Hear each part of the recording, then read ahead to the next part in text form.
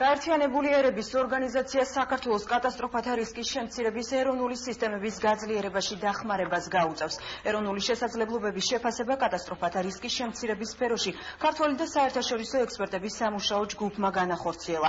ჯგუფის მიერ შემუშავებულ პირველად შეფასებას მოჰყვება კონსულტაციები საქართველოს მთავრობასა და ყველა დაინტერესებულ მხარესთან, ასევე შემუშავდება კატასტროფათა რისკის შემცირების შესაძლებლობების განვითარების სამოქმედო გეგმა, რომელიც საქართველოს მთავრობას 2014 წლის ბოლომდე წარადგინება.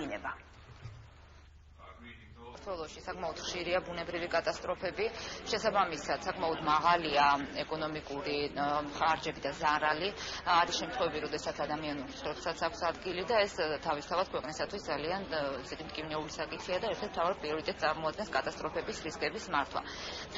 გაეროს ექსპერტები იმყოფებიან საქართველოს შემოგთავაზეს თავისი რეკომენდაციები, რომელიც ვთვლი, რომ ძალიან მნიშვნელოვანია, რათა აისახოს შემდგომში უკვე ჩვენ სამოქმედო გეგმებში და სტრატეგიებში.